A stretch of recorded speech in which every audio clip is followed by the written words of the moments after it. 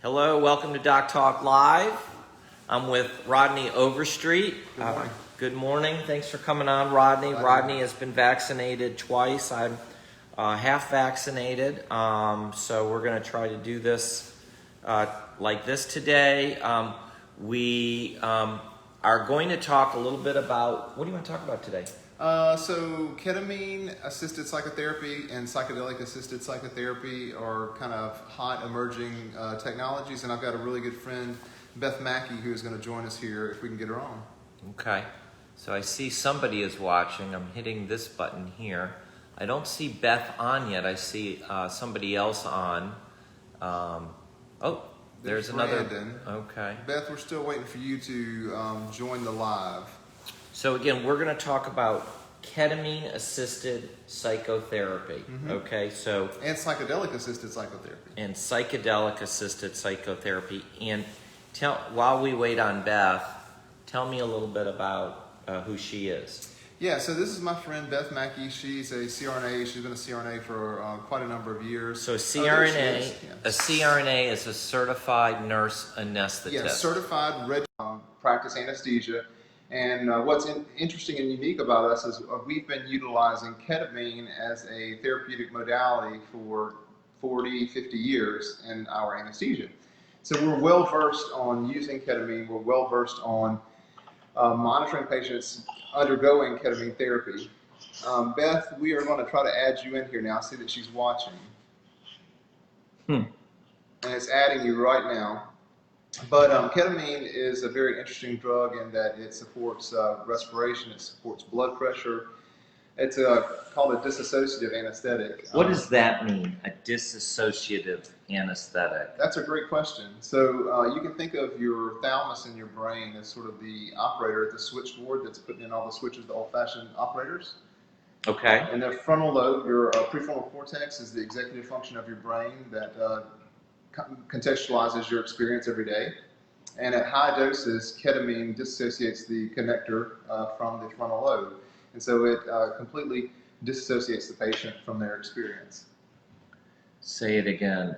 I'm Yes, still here we trying to go. bring Beth Beth, looks like we're on. bringing you on camera now. We're trying to bring her on, and it's adding. So here is the frontal Prefrontal cortex. Right. This is this part of my hand, and then my thumb. I'm going to turn this off, Beth. Yeah, feedback. My thumb is, let's say, where the thalamus is, the inside of the brain. The inside of the brain, and so a dissociative anesthetic. So tell me again what's going on here. There we go. Got her over on the. Huh. Am I on? Oh Yeah. No. This is a disaster, though. We do have you on Zoom now, so this is fantastic. All right. But we need you on Facebook. Well, we can cache this too. So we're still working on the technical issues here. Why don't we? How about that?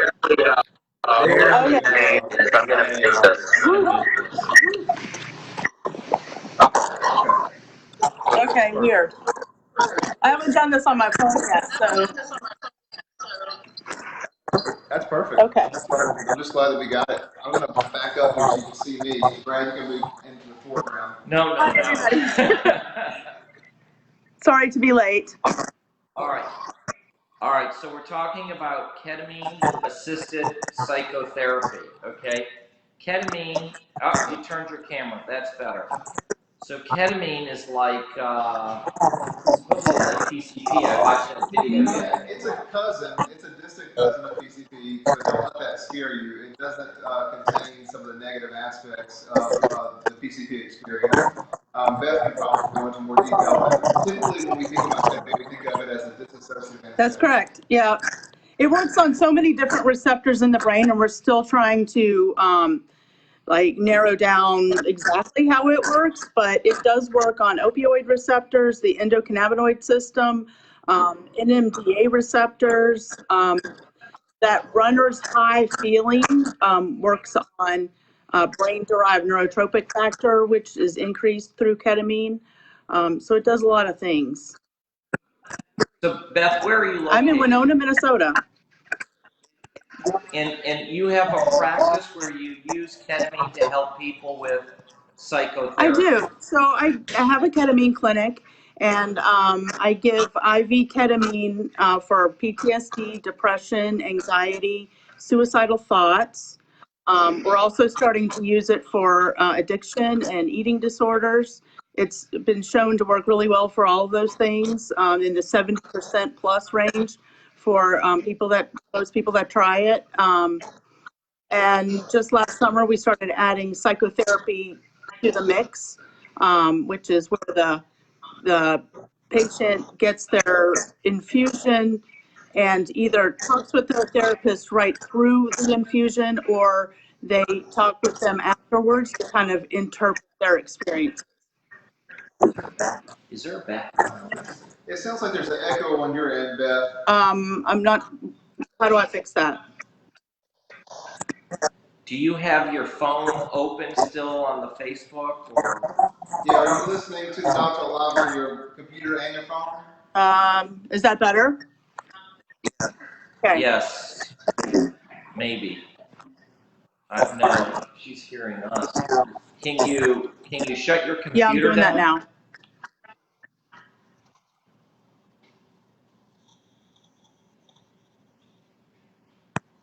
All right, Okay, how about now? That's a little better. Maybe a little better.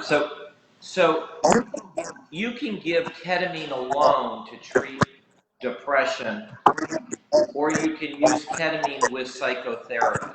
Is that what you're saying? That's what I'm saying. So there are basically 3 different approaches to giving ketamine, different viewpoints. And my goal is to kind of find a way to combine all 3 viewpoints. One of them is like the medical model, where we're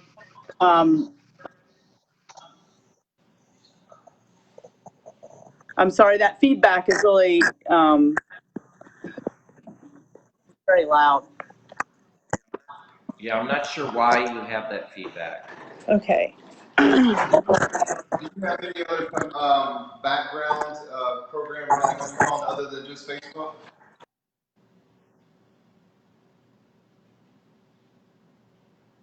Looks like we lost her. Okay. Well, all right. We can continue forward until we get it back. Yeah. So I'll talk about the default mode network. This is a really important point to talk about. And one of the things that the psychedelics and ketamine do is they allow us access to our default mode network, and because they disassociate us, they allow us to get access to these locked up memories. So there's 3 parts of our consciousness. There's the default mode network, which is our timekeeper. It's self-referential. It's the one thing that keeps us in the past ruminating, or it's the thing that keeps us in the future being anxious about the future. So that's the default mode network. Then there's the salience network, and the salience network, you can think of it as our radar or our filter. So we're constantly bringing in data and information from our eyes, ears, skin, and so the default mode network is us being self-referential, thinking about the past and the future.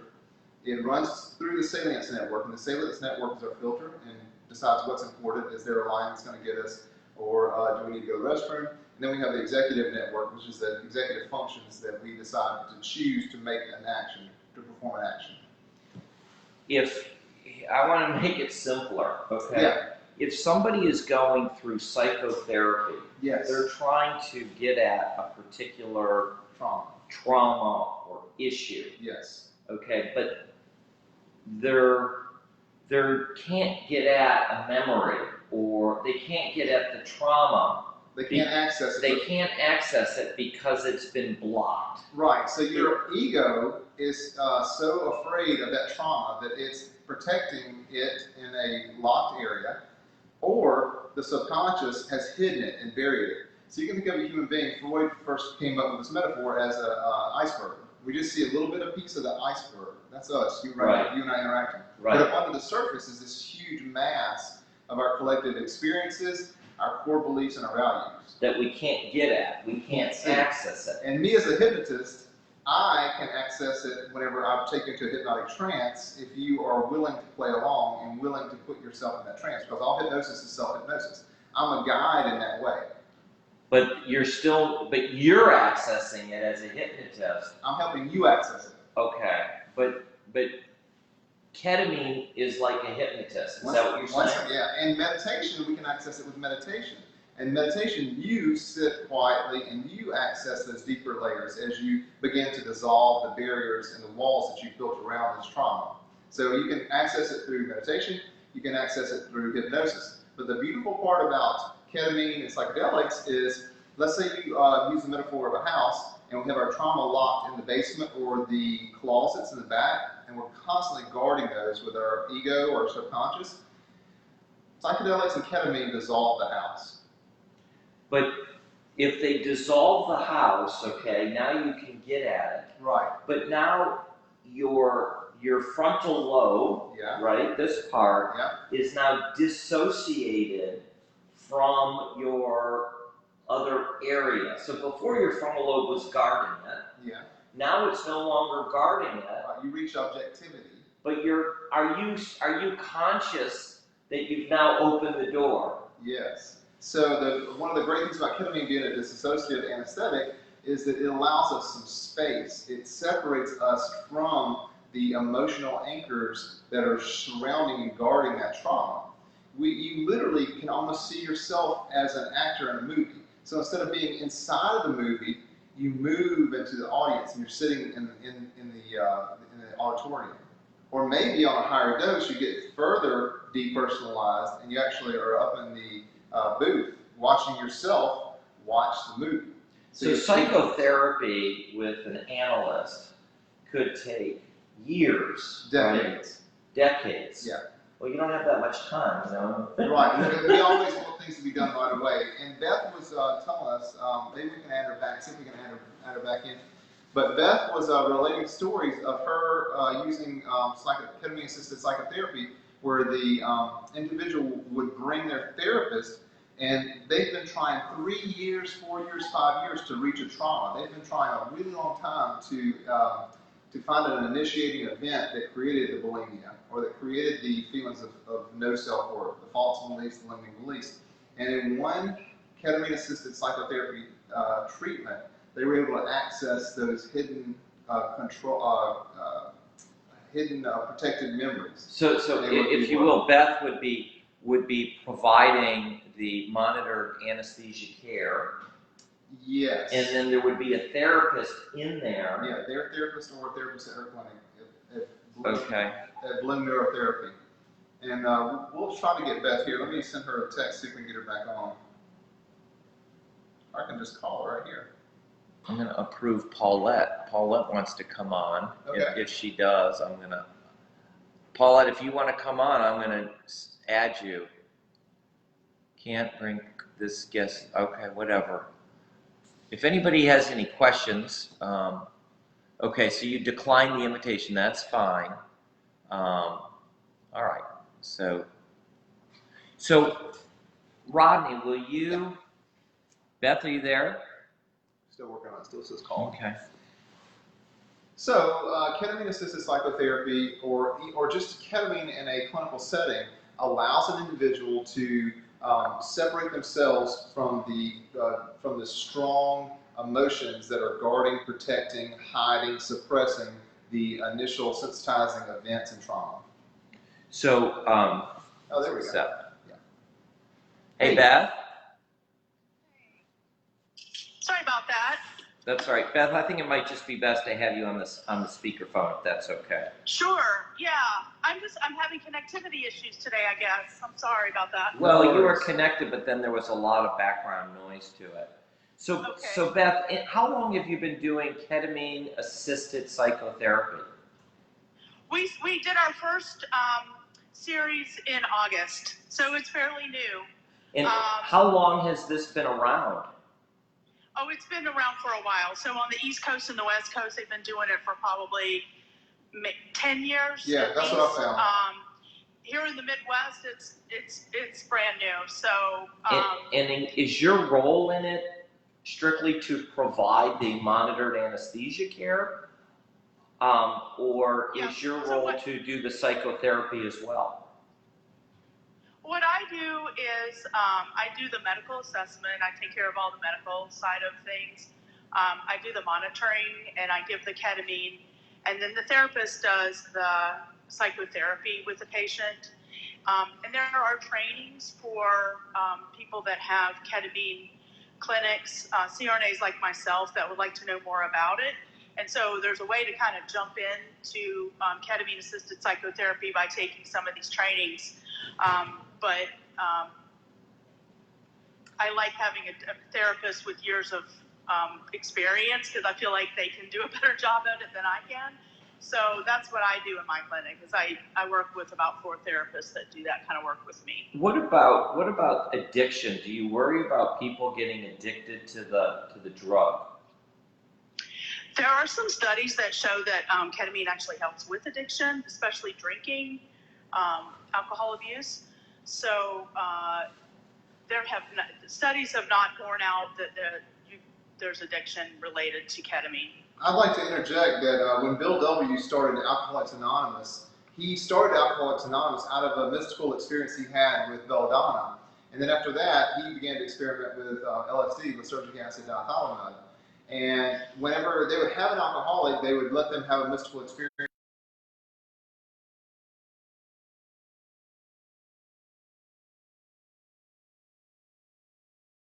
Got better, their alcoholism abated after one treatment. And so Bill W. was convinced that LSD was going to be the future of AA. But then in the 60s, when Timothy Leary and Ram Dass started doing the kind of hijinks and tomfoolery at Harvard, it got put on the Schedule 1 narcotics list, and Schedule 1 substances are totally banned. So that's where LSD stood at that point. It had tremendous therapeutic potential. Then it was shut down, but in the last 10 or 15 years, there's been a resurgence of studies. There's like 1,000 studies being done right now on addiction with psychedelics, not just LSD, but MDMA and psilocybin. So Rodney, what is your goal? My goal is to feed my curiosity. Number one, I'm just curious, and I want to educate myself, and I want to educate the public, and I want to destigmatize mental health issues. You and I have had this conversation before when I was talking about Heal Our Healers, the support group that I started for our healers. And I want to normalize the conversation around I'm not okay. It's okay to say I'm not okay. Brene Brown talks about vulnerability being a superpower. I want to shout that on the rooftops, that it's okay to be vulnerable. Only the strongest, most mentally healthy people can say, I need a mental health day, or I need a hug, or I need some psychotherapy, or I'm thinking about self-harm, or I'm having problems with addictive substances. You use ketamine in your practice as a nurse anesthetist all the day. So your comfort level with the drug must be extremely high. Yeah, it's just like brushing my teeth. I'm so comfortable with this drug. It's such a safe, important drug. There was a great documentary that he and I watched, and this Indian anesthesiologist talked about it as a spice. And he said, you put too much spice into the soup and you ruin the soup, but if you put just enough, it just makes everything work better. And that's the way ketamine works. I started using ketamine in 2000, 2001 because it was a really good drug for pain. It stopped the hyperalgesia, the wind-up phenomenon that occurs post-surgery. And then the depression information started coming out. And then the idea of neurogenesis and arborization of discrete neurons. So in depression, there's a model that the neurons become pared down, like if you have a rose bush and you cut off all the clippings, and isolated neurons aren't happy neurons, but low doses of ketamine can actually cause arborization and crosstalk of the neurons, and that makes for a happier brain. And so all of this information together is what's got me really excited about it. You had me watching a movie called Hamilton's Pharmacopoeia. And in it, they mention that you need to do this, you need to give this drug like 500 times to be really sort of adept at it. Well, yeah, there was a psychonaut who said that he had used it 500 times and he was just beginning to understand the power of it. But it's such a forgiving drug because of the safety profile. Propofol is a non-forgiving drug. Kim, I'll let you jump in a second. I'm sorry, I'm monopolizing this. But propofol has a very thin line between its safety and it being a deadly drug has a risk for depression and hypertension. That's how Michael Jackson died. Exactly. Ketamine is an incredibly safe drug. You can take massive doses of ketamine and you might get some hypertension, you might get some tachycardia, but you're going to keep breathing and you're going to keep your blood pressure. Beth, are you there? Yes, I'm still here. So Beth, you want to tell us about maybe a patient you've had in the last few months where you used ketamine to assist in their treatment? Yeah, I had one patient who was given me permission to share. This is a person that had an eating disorder, is continuing to deal with that, and luckily this was my first ketamine assisted psychotherapy experience, so it really went well. It went better than any of us could have imagined, really.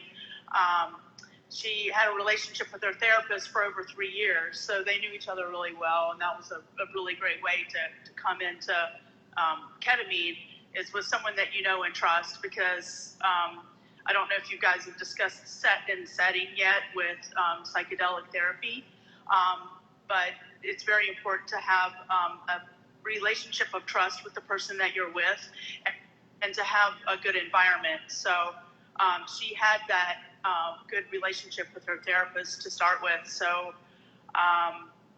we did 6 infusions within 14 days, and we did, the therapist was there with her the whole time. And she had some amazing breakthroughs that were sustained over months. Different ideas, different ways of looking at things. Got it. Got it. And her mood improved. And how long does a session last? Like, if you give this drug, are they excuse my vernacular, but are they drugged up for hours, or can it be used so it just lasts an hour and you see what I'm saying? Well, yeah, the infusion itself, there's a lot of variability in the way people give IV ketamine. Most of us give like 40-minute infusions, but some people give 1 hour long infusions. But about 10 minutes after the infusion gets turned off, you're kind of still deep into it. And then after about 10 minutes, you start to kind of come back into your body. I describe the dissociative experience as being feeling like you're outside of your body. So it just takes a while for you to kind of feel grounded again and feel like you're back in this world. And are they allowed to drive that day? Are they allowed to drive that? No. Okay, so no You driving. always need a ride to and from. Yeah. Okay, and tell us about the psychedelic aspect of it. I think you mentioned that earlier. So ketamine isn't considered a true psychedelic because it doesn't work on the same pathway as the other LSD and psilocybin, MDMA, but it provides kind of the same experience. So it's that out-of-body experience. Some people, there are different levels of experience depending on dosage. The lower dosages with ketamine is when you achieve dissociation. We usually call that like an empathic dose, which means it's a very heart-opening. People feel a great deal of compassion for themselves and others. Usually during that first infusion or the second infusion, I'll have someone finish their infusion and they'll look at me and they'll say, wow, we really are all connected.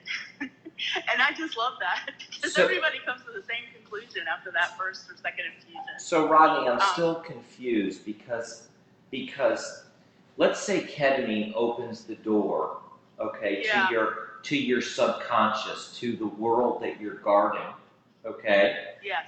But now you're dissociated from your awareness, from your conscious. Yes. So what connects them? What allows you to be disconnected and connected simultaneously? It's to me, you can think of it with the psychological words of cognitive reframing. So cognitive reframing is where we take a traumatic event, we walk around that event, we assess it and address it from multiple different angles, And ultimately, we come up with a new perspective and a new understanding of that event. I was doing some reading this week about people who have severe anxiety and depression, and the studies showed that these people had less recall about the traumatic event. It was very amorphous sort of memory about what occurred, and they were also unable to formulate alternative reasons or meanings behind that event. So they had this one big anchoring blobby thing in their past, and they just know how they felt about that, and they can't change the way that they felt about it. They don't have really discrete memories about it. It's just this, you could think of it as like a heavy weight that holds them down in the past. But because of the ketamine and other psychedelics allow us to kind of step away from the seat of ourselves, they disassociate us, they put us in the movie theater out in the audience. You're able to look at that traumatic event in a much more objective way. You can assess it, address it, explore it, probe it, and begin to recontextualize that experience and that belief. And then you can come back from that experience, back when you're back into the seat of the I, me, my, with new data, new information, new beliefs, new stories, new POVs. So if there's only a few people watching, but if people see this on the rebroadcast, I would love any comments, good, bad, indifferent, whatever.